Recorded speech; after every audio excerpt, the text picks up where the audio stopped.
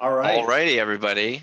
Welcome to the session to talk about the COVID pandemic and overcoming it with some great entrepreneurs and companies that are really excelling. So my name is Brendan. I'm going to be sort of chairing the session today. I'm the events director for the Stanford Angels and Entrepreneurs of SoCal. We also have Trisha from the New York City group, and I must say, pretty excited to do the first combination event for bringing East Coast and West Coast together. So just very quick background, if you're not ultra familiar with the Stanford Angels in SoCal, we are basically bringing together the LA, Palm Springs, San Diego metropolitan areas to build and help people build startups and interesting companies that are going to change the world. And I think we are very excited to not just be in entertainment, which LA is mostly known for, but having a broad range of companies that are doing very innovative, interesting things. And our hope through events like this is to build participation across the groups and then really at the main core, connect investors to entrepreneurs to fund companies and launch them successfully. So as I mentioned, we've got Trisha on from the New York City team representing also the alumni in New York too. So I'll just let her say a few words. Thank you so much. A wonderful introduction. So I'm Trisha from Stanford Startups New York. We have a very similar mission here. I just also wanted to share a couple of upcoming events that we have to help build that community. So on Wednesday, November 11th, we have a panel discussion about global fundraising trends featuring Crunchbase and a panel of VCs. And on Tuesday, November 17th, we have a virtual pitch night. Should be super fun. Stanford founded startups are going to be pitching VCs with live feedback. So to learn more about those events and to sign up for our mailing list to be notified when future events are happening, visit us at stanfordstartupsny.com. Thank you. Excellent. Thanks so much, Trisha. So today we've got 4 great panelists that we want to basically showcase for the group. So we have Christina Bryant, who's the founder and CEO of St. Frank, a homewares company that is, I'm sure in this moment, experiencing a very unique growth in terms of ROI as people are staying in their houses all the time. Stephen Gephardt represents Roosevelt's, a media and apparel company based out of the New York City area. Oh, sorry, Hoboken, New Jersey. Got to be very clear about that. And looking forward to their journey, really transforming as a media and apparel company together. Danny Tang from Bokksu, doing really D2C Japanese snack boxes, which I'm really, really curious to hear about, Danny, I have to tell you. And then finally, Casey Armstrong representing Shipbob, Chief Marketing Officer of Shipbob, who I, with my company Next Stop, work with closely, and to really help all of these companies, expanding D2C, do so with a fulfillment network and, platform to do so in the best way possible.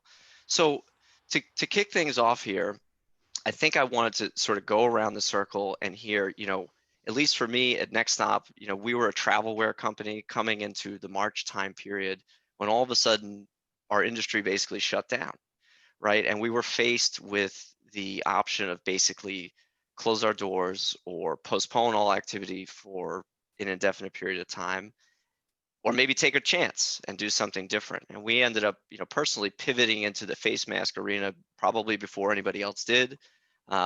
Went to the folks at Shipbob to see how we could scale up quickly. And it was a really defining moment for us. And now, several months later, we've sort of taken advantage of different ways. But that fear that I had in the beginning of March of like, what are we going to do? I want to hear from the group here. I mean, what did you feel? What was maybe the first moment that you realized you were going to be facing an uphill battle? And maybe, Danny, to perhaps start with you, if you could.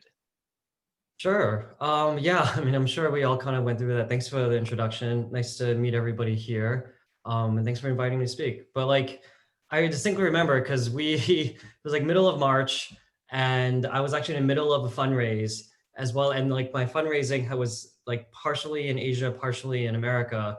And then the fundraising had like shut down in Asia in February because it had already kind of been raging through parts of it. But then I think everybody was like, oh, well, we'll be fine in America. It's going to stay over there or something. Mm-hmm. And then I started trying to fundraise in America and then that shut down too. So I was like, I always felt like I was 2 steps behind in that sense. But then also with us, like I had potential investors pull out entirely because they were like, oh, who's going to need like authentic Japanese snacks during a global pandemic? Like, that's crazy. Like, they're going to have other things on their mind. And so there was all this doomsaying, and we were similar looking into pivots of like, oh, maybe we should get more into like dried foods or kind of frozen foods that we can ship to people, et cetera. Fortunately, it kind of worked out in the end. It turns out a lot of people want authentic Japanese snacks delivered to them during a pandemic when they're stuck at home. So we didn't have to like pivot too hard or anything. We just had to kind of retool our messaging and marketing. But for the 3 or 4 weeks in March before things kind of turned around and people stopped stockpiling toilet paper and like canned beans, it was a pretty scary time. We did see a lot of sales dip down for a few weeks. And lest I forget, I probably should have framed this up first, is as you answer this first question, I gave a little bit of an introduction of the company and what you're doing, but feel free to elaborate on my initial kind of. Yeah, I'm as mentioned, the founder and CEO of Bokksu. I'm originally from New York. I went obviously to Stanford 07, and then I ended up living in Tokyo for 4 years and got business fluent in Japanese. And I wanted to start it as, of course, it's a curated snack subscription box that we deliver directly to your door from Japan to over 100 countries around the world, actually. But kind of the greater mission is to really connect people and kind of bridge people together through authentic food and storytelling. So we work directly with these like 200-year-old family snack maker businesses throughout Japan that have been making their like red bean buns or matcha cakes from Kyoto for like 5 generations. And we source it there, it's packed there, and then shipped every month around thematic boxes. What's really interesting is that I've met Christina briefly before at an event at her store in New York City. And I was much smaller back then. I think I had like 200 subscribers, but really resonated with the whole like sustainable supply chain that you talked about, Christina. So I really love that. And I take that to heart with what we do as well. Maybe that's Awesome. that's a good Thank segue you. to Christina to tell about you. And I bought a snack box for my business partner, and she loved it. So I don't know if she subscribed, but yeah. So my name is Christina Bryant. I am GSB 2011. I run a accessible luxury home decor line. So we make and sell home goods primarily, thankfully, through our website. And we also have 3 brick and mortar stores, which has proved an interesting challenge at this time. So we are also New York based. And I think for those of us who are New York based, there was a particular sort of sense of panic in March and repercussion for the team. I mean, I had team members who got sick and thankfully are okay, but we were all really in the office that week before the national emergency was declared, unbeknownst to us, with, at a very, very tight knit team with someone with COVID. So I think just, as a leader that week, trying to understand, we have a small team. We're not in this huge office situation, but it wasn't really clear how to safely lead the team in that location. So I think, that was definitely one of my main concerns, was the safety and well-being of my team. And we decided midway through the week to tell people to stop coming in, which I honestly was too late, but it was like more than a week before New York was shutting down. So there was, I think, the initial sense was, how do we keep our team in New York safe when it was clear in mid-March that things were kind of going sideways there. And also really that week realized that our California stores, where, we pay a decent amount of rent and had a staff, were going to shut down. And so just kind of like the initial uncertainty of the panic of, oh my gosh, we have to pay the bills and like, how are we going to do that when we're not obviously going to be generating a lot of revenue or any revenue in those stores, and our stores remain closed for most of the second quarter. So I think that definitely the weight of the pandemic in the beginning and the implication on the business, I felt like so many of you. I am extremely grateful that I'm not selling party dresses or something like a lot of, my entrepreneur friends in the luxury consumer space, who have like their work cut out for them in a much more substantial way. And sort of the flip side of the pandemic was that we had this really interesting opportunity and still do. And I believe that, the home, really the meaning of the home has changed for our consumer for a long time, if not forever. And so we had this interesting opportunity to have an authentic conversation with our customers and develop content that was really sensitive to the time and really rethinking, what is your home and how can that become an oasis, and how can we be a partner in helping you to create a place where wellness and safety and, life and work are rooted. And so for us, thankfully, it was an opportunity to really grow online. Going into this year, online was already over 70% of our business. It's well over 80% and experiencing triple digit growth. But, the challenges from our store perspective, and then also from a supply chain perspective, we for a little while didn't know if our 3PL was going to be considered an essential service. They told us they were shutting down. So we were like, okay, we're going to be able to stay afloat because of our revenues for online. And then we're like, oh shoot, we're not going to be able to fulfill those. Thankfully, our third-party logistics provider is an essential service, but we had a lot of other complications to our supply chain, and we really had to look for new partners, pivot, and use times where we were supposed to introduce product to create content because we didn't have new product. And I do think, for those of us selling a physical good, there are long-term implications on the supply chain, because whether you're working with a small partner or a huge factory, just the backlog of the production for the times when folks were shut down were very real. So sorry, that was a long-winded response, but there were, positives and negatives, and we're still working through all of those opportunities and challenges today. Well, I think the supply chain one, I want to come back to that as a very particular question. I think that's a good segue over to Casey, though, to talk about, of course, the 3PL model and what he's doing with Shipbob. Definitely. So I think you were looking for some stories of when it first really hit home for us. And we were fortunately tracking it pretty early. So we started making some early moves to around COVID in February. So I'd say we were fortunately slightly more prepared for however you could be prepared. Nobody was expecting what we saw. But in March, we definitely saw for about 2 weeks, a slight drop. So at Shipbob, we have about close to 4,000 merchants that we support through our fulfillment network, where we actually receive and store and ship all the products on their behalf. And so we have a pretty large customer base to see trends. And so for about 2 weeks, we did start to see a slowdown. We're like, okay, what does this mean for our business? Is it gonna really impact us long term? And then I'd say end of March, maybe first week of April, it was just off into the races, which has just been pretty crazy to see. We fortunately were able to work closely with Brendan, and like he mentioned, he pivoted his business to start doing masks. And so from masks and hand sanitizers and stuff like that, we saw a pretty big jump. But just from a lot of the trends data that we were pushing online and looking at internally, I mean, you saw health, wellness, beauty products just really start to skyrocket pretty early. I think what was really cool to see with some of our customers is they had some of their slow moving products that just really fit into what was needed during quarantine and with COVID really start to take off. And so they were able to get quick turn there, which is always good for the business. And then from there, we started to see apparel and especially athleisure really start to catch up to everything. And for us, it's just been such a fascinating year. We've opened 7 additional fulfillment centers since COVID hit, hiring hundreds of fulfillment associates every quarter. Hiring's been interesting because you have Amazon and Walmart who are trying to hire like crazy. You have all the carriers who are hiring like crazy.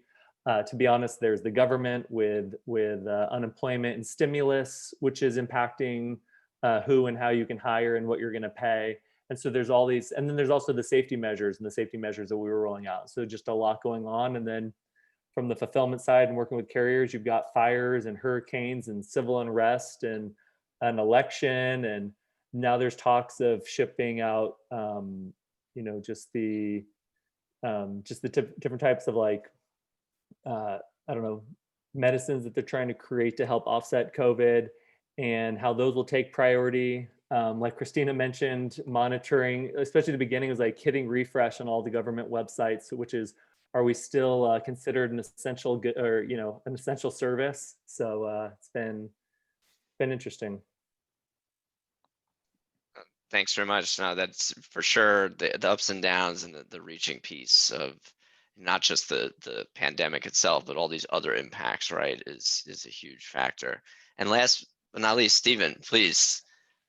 Well, my name is Steve Gebhardt. I am the co-founder of a company called RSVLTS. We are a apparel brand based in Hoboken, New Jersey. I founded the company with my one of my best friends, a guy named John. We both went to Seton Hall University, so I'm not a Stanford alumni, but I appreciate you guys having me here. It's very nice to meet everybody. But yeah, we got our start as a marketing company about 8 years ago. We were doing campaigns for Microsoft, Unilever, Anheuser-Busch. We had some really nice clients, but with the way social media was working, we decided to kind of pivot our brand and launch an apparel company using all the tactics that we learned from Microsoft, how to drive really targeted traffic, how to build audiences and communities and all that. And it started slow. And, I'm wearing one of the first shirts that we ever made. It's a Sandlot shirt. And, that really kind of put us on the map when, Aaron Judge wore the shirt after he hit a big home run, and things really took off. But what we didn't realize is we needed a license to feature Sandlot stuff on our shirts. And we were like, we just weren't thinking about it at the time. We got a pretty horrendous cease and desist from 21st Century Fox, but we were really lucky in that sense because they saw the amazing designs that we were putting on our stuff and the care that we put towards their IP. And, that conversation pivoted from, you guys got to stop selling the shirt. And, I personally thought my life was over, to, you guys are making amazing products. You have an amazing consumer base and you really know how to market this stuff. Maybe we can create a partnership here. And they gave us an official license, and it's really been off to the races ever since. We've had astronomical growth, nothing that I really could have foreseen at the very beginning. We've locked in partnerships with Disney, NBC Universal, WWE, you name it. If you name it in pop culture or sports, we probably have an official license with them. So, we're doing really big things, and we've seen great growth year over year. But it's just funny that, in February, we had our biggest meetup that we've ever had with our community on February 29th, a leap year, technically March 1st, any other year. And, everything was great. COVID, we didn't really know much about it, but we saw it coming kind of down the pipeline, but we weren't really sure what was going to happen with it. And, who would have thought 10, 15 days later, everything would be shut down. And there was just so much, unrest and unknown in our line of business and pretty much around the world. And, one of the craziest things, I know some people are kind of saying the challenges that they had and the benefits that they've experienced. And, I think one of the challenging things that we didn't anticipate up front that maybe some people experienced was our ability to do just-in-time manufacturing was really stifled by the fact that something we never even anticipated, which was the air freight coming from China, was really slowed down. I never really thought about it or knew how that United flight flying from China to, Newark or San Francisco, wherever, is stuffed to the gills with boxes from manufacturers like us and manufacturers just like, the people on this panel or people listening in. It just never really dawned on me. And, as things started ramping up and those travel restrictions started happening, our prices were going through the roof. It was insane. And there was legit concern around our busy season, which is April, May, June, that we might not have products to actually sell to our customers. So, I looked at COVID as a really tough time in some sense, but a great learning experience and an area where we kind of pivoted our business to kind of change the way we look at our operations. And now we do a 60-40 thing where, 40% of our stuff comes via air, 60% comes via sea. We've implemented a lot of really cool work from home tactics that, has made it kind of advantageous for us. Not to say that we'll ever fully come back to the office. I think we'll probably have some people start coming back to the office, but we're really successful at working from home. That's another area where COVID maybe was not a blessing in disguise, but it allowed us to kind of look at our operations and make tweaks to make us a stronger company operationally. And, another thing that, you guys were talking about were masks. Masks have been an amazing product for us. Come March, I think people forget how difficult it really was to get a mask. People were price gouging, masks are $25 if you could even get them. And we made a really hard but impactful decision to shut down our supply chain and say, we're not making shirts anymore, or we're making limited shirts. Let's flip all of our production towards masks. And that was a pivotal moment for us because, we not only made the masks and were able to get them to our customers in a timely manner and get them the PPE that they really need, but we decided to give them away for free. We did a just pay shipping model, and it was amazingly successful for us, and it still is. To date, we've given away 100,000 masks for free to our customers. A lot of really amazing people have worn them for us, and it's given us some really good promo, introduced us to a lot of new customers. And it was a very pivotal moment for our business when we decided to kind of make that hard decision to switch our production over to masks. And that was one of the weird offshoots of COVID that I didn't see coming. That was like kind of a good thing for us in the long run. For sure. Very, very curious. I almost want to take what you said and sort of pivot that to the next question is anybody, you have like a very specific quick story, like a 2-minute story or 1-minute story about what was the most specific or disruptive thing that you personally had to deal with or your team had to deal with during this pandemic? Like, I'll give an example. For me, to piggyback off of what you said, Steve, is, one of our shipments of these goods disappeared for a month, and they were on the way to the Shipbob warehouse in Moreno Valley, and this was early May, late April, early May. We really needed this stuff, and nobody would give me a response. And I finally had to drive out to East LA, and I went to this shady I went to the FedEx, and they told me, well, we were supposed to put these goods up somewhere else. It's around the corner. You got to go here.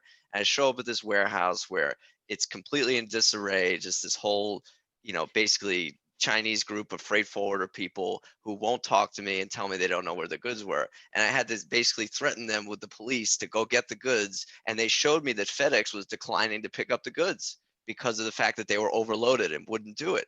So it was basically, go out there and threaten people to get this with police action, or they weren't going to deliver the goods. And then nobody would give me any, of course, justification on this other than, it's FedEx doing this. So that's my story. Trying to see. Mine's actually kind of related to what, Steven said, which is that, like after the initial shock of COVID wore off for a lot of people in March, people started buying stuff online like crazy in April. And so like sales are starting to rise for us really quickly. However, on April 22nd, I still remember it was the worst day of my life to date in this company. I've been running Bokksu for 5 years, was the day that Japan Post announced that they were suspending shipping to the US and like 200 other countries around the world. And similarly, I didn't realize how reliant postal service networks were on this extra cargo space in all of these commercial liners. And so I was like, leading up to that, I was like, no way, they can't possibly shut down to the US. It's such a big trading partner. And it's like, but it was crazy extenuating circumstances. So I thought like my business was over. I thought like, holy crap, we ship directly from Japan. So without these routes, how am I supposed to get our product to people despite the fact that demand was rising? So after I like had a kind of shot of whiskey, I then just got to work and contacted everybody I knew in my network with freight forwarding, carriers, 3PLs, like logistics, everything. And after 2 kind of crazy weeks, found an alternative solution that required like some 3PL in America to help me do really kind of gray zoney things where we first DHL it in and then we USPS it like locally. It was a kind of a mess, but like that was the moment that I thought it was like make or break. And fortunately, I found us a solution. A lot of like potential competitors were just people in the space shipping from Japan. We're not able to. So a lot of them just kind of stopped shipping and still have not resumed shipping for like 7 months because Japan Post still has not resumed, which is crazy. Yeah. Casey or Christina? Sure, I'll go. Some of what you described sound like my negotiations with my landlords, which I won't get into, but I think probably for us, so pillows, we sell a lot of pillows. It's our biggest volume driver as well as our biggest margin dollar driver. And we do really last minute finishing on our pillows, whether that's our vintage pillows, our contemporary handmade pillows, our printed pillows. So we're actually working with cut and sew shops in New York and San Francisco that were not considered an essential service. And as we were ramping up, basically that supply chain totally got shut down for like our most key products. So that definitely was like the biggest like full freak out that we had, and luckily kind of had a happy story. So we ended up having to find a new supplier, and we work now with a partner in North Carolina who works with women who work out of their homes.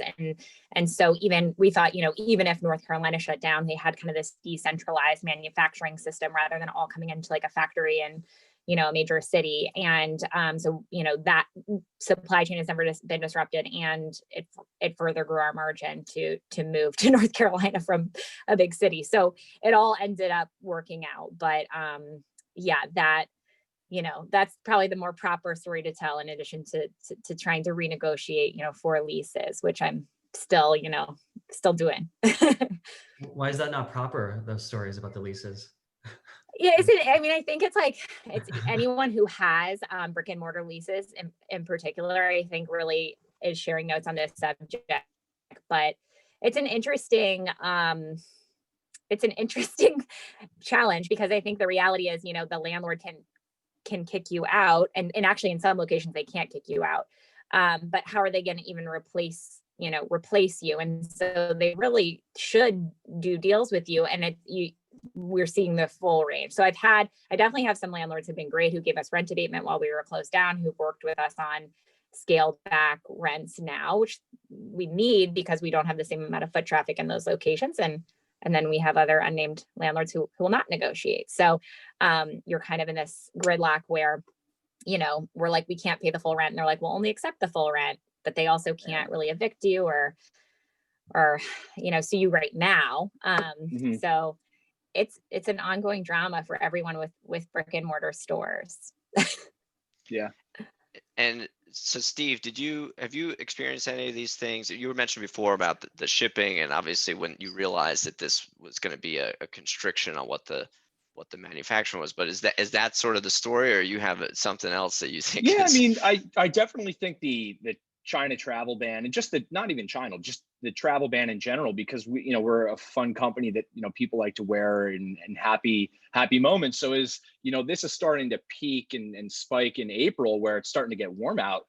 There was a lot of unknown around that time where we didn't know if we were going to have the product here or if we were going to actually have customers to buy our stuff. But yeah, I would definitely say that the China travel ban and just the air freight rates going through the roof was really difficult, and I'll kind of echo that. And I think we have a growing wholesale business. We don't own or operate any brick or mortar stores, but we have 100 partners that carry us around the country, mostly small businesses. I don't think we'd ever be in a Nordstrom. We like to do more mom and pop shops around the country. And that was difficult. It didn't really affect our business. That's only about 25% of our business. And, a lot of them were in areas that were still open, but it was more just kind of sad to see, a lot of our partners really struggling in our community, just seeing these stories where, people are really being affected. It was just a really difficult time for us, and we kind of had to circumnavigate a lot of those challenges and kind of look at the opportunities that it may have brought to us as well. Yeah. And Casey? So I've got a lot of stories similar to yours, Brendan, on just No more, please. Yes, crazy examples of just the things that, I don't know, people would almost have to threaten to the different carriers or get people to come up. And during the summer months, there was stuff where carriers wouldn't even show and people aren't scanning stuff. The story I'll give is probably maybe a little more relatable to all of us working from home. So we actually recently closed our Series D round with SoftBank. And SoftBank's, arguably the most prominent VC investor out there, the largest. Congrats, by the way. fund. Congratulations. And it was so I have 3 kids. They know not to come into the office when I'm working from home. And they're pretty good about it, even though they're 6 and under. And this was 7 minutes before my first call with SoftBank. We had not closed, mind you. And my middle child, he's 3. He comes running in the room completely naked. And so I go to help, carry him out. And I find out that he's running around naked behind my 6-year-old's Zoom class and pooped all over the downstairs.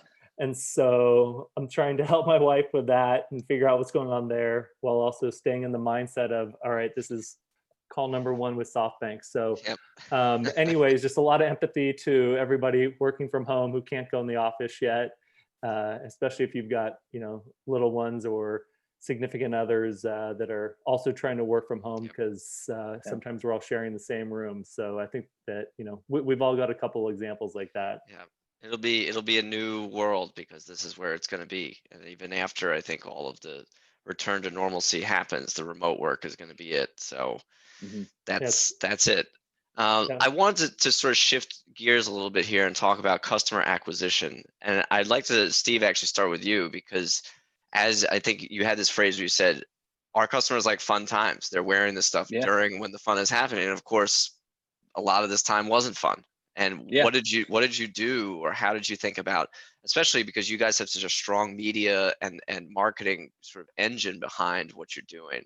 How did you shift? What were you using before very quickly? And then Yeah. after the pandemic hit, did you shift the marketing tools and sort of, activities or tactics? Yeah, I mean, we had to do a drastic shift. I mentioned the meetup that we did. That was February 29th. We were at Chicago Comic-Con. It's called C2E2. You have 50,000 people or however many people were there. That was a big pillar for us to, it's a tentpole event for us to meet new customers, showcase our product in real life, let them hold it. It's very difficult to kind of convey the quality of our product online on Facebook or Instagram. You kind of got to see it in person. So we love going to these events to meet people and engage with them. And right around mid-March, April, I immediately knew in my head, no more Comic-Cons for at least a year. Like, it was just apparent that that was not going to be a thing for us anymore. So we really had to pivot our thinking and become even more strong on social and all the digital platforms that we'd be able to reach these people. Luckily, we really did set ourselves up years before COVID happened to be a company that could thrive in this environment. Being really efficient, being e-commerce focused, really focusing on the logistics and getting products to customers quickly and timely to compete with the precedent that Amazon set. So with all of that in mind, we knew we had to pivot away from meeting people at Comic-Con. So we kind of looked at divided our customers up and said, where are these people? Because with the rise of e-commerce and how everybody can attest here, April, May, June, e-commerce is through the roof. Ad rates were going higher. It was becoming more competitive on Facebook and Instagram to reach these new customers. So, we really did an assessment of who our customer is, where they might be, and it led us to become way more active on Reddit organically, just building our community there, really becoming more active on Twitter and kind of showing the different personalities that we have at our company. So a couple of our employees are really strong on Twitter. One of our employees is really strong on TikTok. He just crossed, I think, 1 million followers. So, we were looking at all these platforms as, maybe we aren't going to run paid ads on there. Maybe Facebook, Google, and Instagram are still like our strong paid channels, but it did give us the opportunity to become very active on Reddit, Twitter, TikTok, and then really refine our email strategy. So, doing all the tricks of the trade to acquire new customers when they come to the site, whether it's, doing the promo wheel or, having a pop-up to collect, those emails. Those were all the channels that we had to like think differently on. And maybe we're a little too comfortable on Facebook and Instagram. Maybe we were just kind of mailing it in, and, this kind of showed that we had to think a little bit differently and do things differently. So, those were the big platforms and pivots that we had to make from our strategy to reach those new customers. And Christina, do you feel, I mean, because of the homeware business, obviously that spike in things, did you have to do a lot of things differently, or were people really driving into you because of this? We were lucky in that online ROAS actually did climb in April and May. We also doubled down on catalog. We sent physical catalog, and we saw a really high return on that in the spring in particular.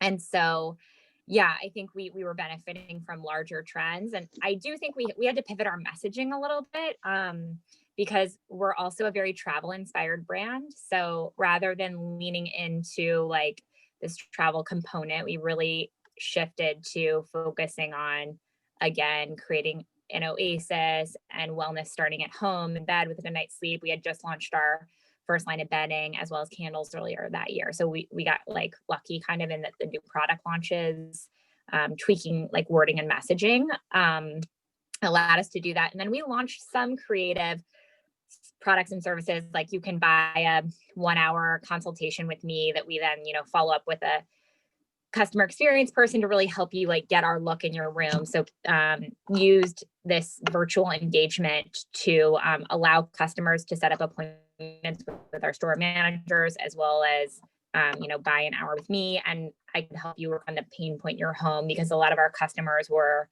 kind of shifting to redoing their home and using that as a sales tool.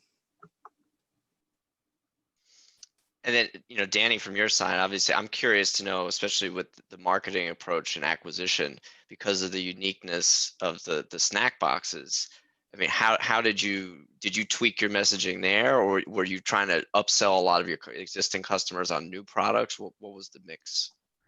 Yeah, I mean, in our case, I mean, given that we were like a totally digitally native brand and we don't really have brick or mortar, nor do we really go to conventions or anything too often, we kind of were already fortunately well situated to just be there and being one of the few kind of companies left that are able to ship people kind of these snacks from Japan.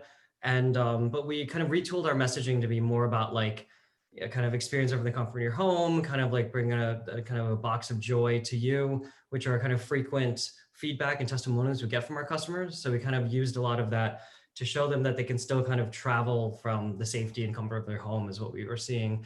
We also saw a huge uptick of people subscribing and signing up because a lot of people had trips to Japan planned, especially for the 2020 Olympics. And that all got canceled. And now all of a sudden people had like thousands of dollars of budget back in their kind of Yep. personal finance. And so there was a bunch of that where we're kind of riding on some of these waves. What's actually been really interesting that we've been actively pursuing though is a lot of corporate orders and corporate gifting. That's Oh, been interesting. quite large because I think as months went on and people were still stuck at home, like every single company's kind of employee happiness budget kind of like tripled or quadrupled since they didn't have an office or food in the office anymore. And so we've started getting reached out from a lot of corporations wanting to kind of send a little box or something to their employees or teammates and then unbox it together on Zoom or something like that was Yeah. a lot of the things that happened too. I mean, the Olympics That's awesome. point is really interesting. I didn't think about that. Now I'm like, oh, of course, Yeah. very disruptive to Mhm. that. And Right. Christina, also, I wanted the travel piece is quite curious. I'll probably follow with you later to elaborate on that more because obviously travel focus for me.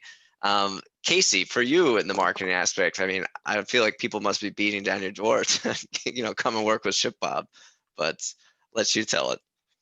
Yeah, we've been pretty fortunate. I think it was us for a long time focusing on the right things. We have an outbound sales team, but also just inbound is a huge function for us as well. And so that's just where our investment for quite a while in SEO paid off greatly. I view that as like a zero sum game. And so we were able to, I'd say win a lot of that demand from others and think that we have a great solution for that as well. Since, we're talking about D2C here, I think what was interesting for a lot of, for our customers or our merchants was just the creativity. It's, been a constant theme across what Christina and Stephen and Danny have been talking about is just, you don't really have I guess it's either adapt or your business will die. And so just seeing the, just a lot of creativity and with our customers, there's really, I'd say viewing fulfillment and 2-day or free shipping or free 2-day shipping is like a true differentiator. And especially if you're distributing your inventory, you can actually hit those 2 or 3-day windows and, just really differentiate from your competitors. And I'd say this is something we've been talking to our merchants about for a long time, but we really saw it increase recently where they were using that in marketing copy. And so we were part of the Google launch where they have now 2-day shipping and free 2-day shipping badges actually in like the Google shopping results. We're working with a handful of other large social networks and marketplaces that can now start to surface that as well. And so they'll get like badging and like algorithm boosts from stuff like that. And Facebook, Instagram, Google, those are often like the largest paid acquisition channels or organic acquisition channels for a lot of these brands. And so it's how can you start viewing it as a revenue driver versus a cost center. And then both for us and a lot of our customers, it was so much of that focus on community. People are at home. People miss the in-person interaction with their colleagues and friends and family and all of that. And so it was just reaching out to the customers and building, I'd say, a lot more of that rapport. And it doesn't matter what kind of business you're in, or if there's a global pandemic or not, that never goes out of style, and I think just pays dividends for the longevity of the business as well. And I think that's where, and I'd love to hear from some of the others here, just on like we've seen a big influx in our customers relying on email and email marketing and SMS marketing, and not just focusing on top of funnel, but is like how can we keep providing value to our customers? Which of course, if you're going to go to like the economic models, then you're just helping with like LTV and payback and ROI and stuff like that. Does anybody Yeah, want to add on? Yeah.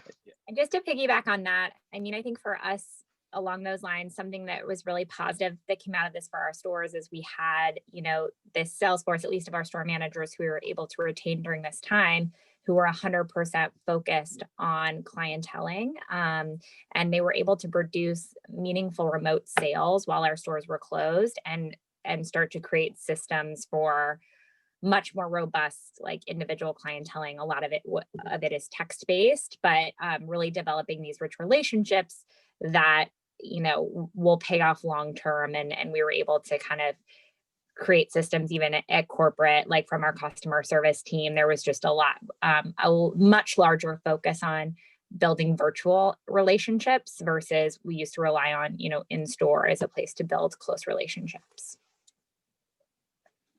Yeah, I've seen. Yeah, you could take it. I'll go after you. Really quickly, it's just that it less of a marketing tool, but potentially almost what Casey was saying, that email has become a very good way of staying in touch with your existing customer base and potential customer base. Where for us, I mean, we had 2 situations where there was like a big fail, which is just happens. I mean, one of them was the severe delay in shipping caused by the fact that we couldn't ship to the US for 2 weeks when I was figuring out another solution. And like customers were really mad, like their boxes were held up, some were returned, some were lost. And there were like thousands and thousands of boxes that were just unaccounted for. And I had to like write like a big long founder letter email. I spent hours crafting and getting revised, where I just apologized and was super transparent about everything that was happening, all the stuff we were going through. And we sent it out through email. We have a Facebook group as well. We posted in there first. And like the response was incredibly positive. I mean, there was like a small handful of people that were still just like, fuck you, give me my money back. But for the most part, people were like, we get it. There's horrible stuff going on. Thank you for still working so hard during this time. And that really like inspired further kind of brand loyalty amongst a lot of our members. Danny, you're speaking my language. I hate sending those messages because it means something bad happened. But I think in terms of a community building tool and like just kind of like galvanizing the community, anytime that they can see you're doing something right, even in the face of something wrong happening, it is an amazing opportunity to kind of like bring that community together and show them that you really care. Because, I think a lot of these customers are used to something going wrong and it's like, here's your money back, or you might not get it, and they have to fight an uphill battle to even get a response. But if they can get it all the way from the top, a really strong, decisive answer that not only solves their problem, but maybe even tells the story of the company or shares an insight as to what is going wrong. And it really kind of allows you to share your journey and your entrepreneurial kind of struggles, and people really can get behind that. It's storytelling in its finest form. And I also heard, this group is great. I feel so similar and so like-minded with you guys. So Danny, you also mentioned your Facebook group. Is it a normal Facebook group, or is it like a private, like invite only Facebook like community group? I'm not sure what a normal Facebook group is. You mean like just a standard Facebook page, I should say. Yeah, sorry, a Facebook page. Yeah, it is a private Facebook group. It's not secret though. People can find it, and every time a customer subscribes, there's like an email from the founder that sends off the next day automatically, and in there it recommends that they join the group. And so we now have like over 3,000 members in there. They post every day about stuff that's happening, and they're like incredibly like more passionate than I am sometimes about our snacks. It's impressive. It's one of I'll echo that. It's definitely one of our best like just general community features, and in terms of like organic sales, and just kind of like building the community and kind of being like a central hub for our community. It's been unbelievable. Similar story to what you just said. Anybody watching this, if you own a brand, or you're looking to have a central location or hub for your audience, it really is a great spot to kind of funnel those people into, because you kind of kick the ball down the hill and then it really starts rolling and gaining momentum. You maybe want to invite your 100 best customers, who spent the most money with you, or who are the most active voices in your community. You get them in there, you get them talking, and then other people will follow, and they'll be your biggest ambassadors in terms of building one of those groups. It's amazing. I agree. It's helped us reduce customer support tickets because they just answer each other's questions. They're like, how long does it take? And then the other people just like answer how long the shipping takes, or like we can like poll them about certain things, or we can like let them have first access to stuff. They get super excited about it. Like these founder letter emails, we first posted as a Facebook post to see what their reactions are. And if it's good, then we send out the larger email. Is like kind of like little stepping stone testing grounds is what we do with it. Awesome. That's great to hear. I'm like taking notes over here saying, oh, this is great. Do this more for ourselves. I think, this is these stories and how you're sort of overcoming and really excelling in this time is great. And I want to hear, we're standing now, as everybody's well aware, at the end of October. There's talk of this third wave, second wave. I can't recall now in different countries. How are you sitting here looking at the next 6 to 12 months? What's going to be the secret sauce going forward? I could take it. I'll jump in. Yeah. The next 6 to 12 months, definitely continuing to drive in new customers. Like, obviously new customer acquisition, probably the most important thing we're all going to do. But keeping those customers engaged on different channels, not just running standard Facebook ads and then remarketing them with, all the various playbooks that we've implemented. I think just engaging with them on different channels. I think conversations and these platforms are ever evolving. And, I just think the most important thing that we can do as a business is really just kind of like looking at our audience, trying to keep the people that are most loyal to us around and engage with the brand, outside of just trying to drive messaging of shop, shop, shop. You don't want to do that because they burn out. So I really think that's going to be the biggest thing, only because there are so many unknowns. We don't know, are they going to go back on vacation? I don't know that, but I do know that if we engage them and keep them feeling really excited about our community, they'll at least stick around for when the world hopefully someday gets back to normal. Also throw in, to Danny's point, the app, like we launched an app in May. It sucked and blew up in our face and was an absolute fail. We made like ironic shirts about how bad it was, but then we launched another app and it was perfect. So part of our other 6 to 12 month plan is really growing that app, because I hear everybody talking about email and the success that you're seeing with email. I also think the power of push notifications that I've seen firsthand over the last 3 months, and our continued ability to grow that by giving them exclusives and driving downloads through exclusive products. If you have the opportunity to like make a little bit of an investment to get that going, it will be a very strong marketing platform for you.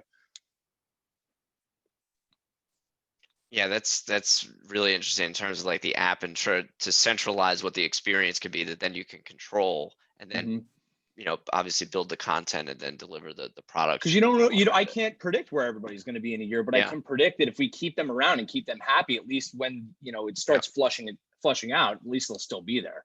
For sure. Danny or Christina?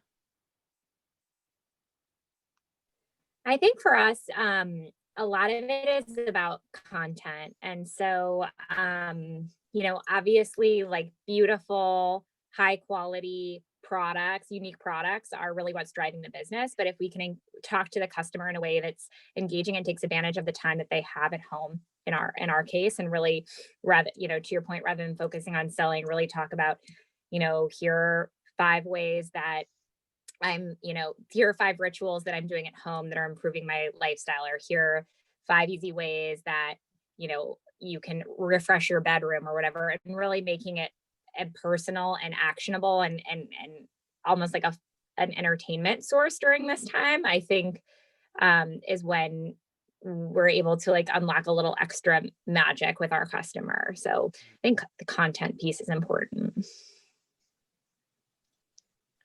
Casey or Danny?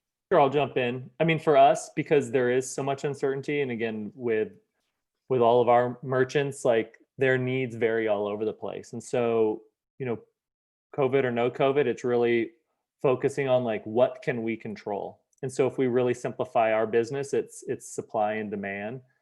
And from like a supply side, it's really making sure, like Amazon and other, large fulfillment providers they're limiting inventory or they're adding a surcharge, whether that be a peak Q4 surcharge or a COVID surcharge. And we're not. So for us, it's really how can we untap that supply? And so we'll open 3 more fulfillment centers this quarter, and 3 to 5 for probably every quarter moving forward. just so that we can take care of the supply. Like we can control that. And then on the demand side, it's really what's the demand of like through us on the carriers. And so with USPS, there's so much uncertainty. There's an election coming. Like we don't know what's going to happen with USPS.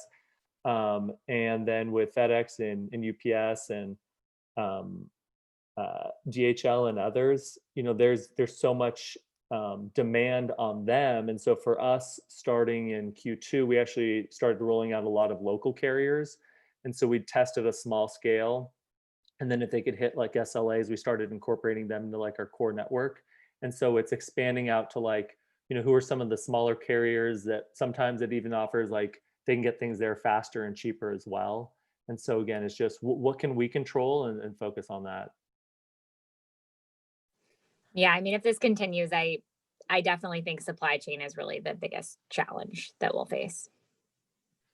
Yeah, we've seen a massive sorry, okay, we see just this crazy influx, especially in the last like 3 to 5 weeks of just inbound shipments also, because the merchants, they don't know, like there's like, is there stimulus coming? Is there not? What's the demand going to be for the holidays? What kind of demand? Which channels are going to work? What are they going to cost? And so there's just, people they're ramping up, especially because if things shut down. I think a lot of brands actually benefited timing wise from when COVID hit, because they were planning for Chinese New Year. And so I know a lot of our customers over ordered because they knew there was gonna be the shutdown for Chinese New Year, and that actually helped them get through part of it. But with if supply chain starts to back up overseas, that could cause a log jam, because what we saw what happened is once that got untapped, there was so much uncertainty, like let's say in the LA and Long Beach ports, of like who can touch what, when things could come off. I'm sure Brendan, you dealt with some of that.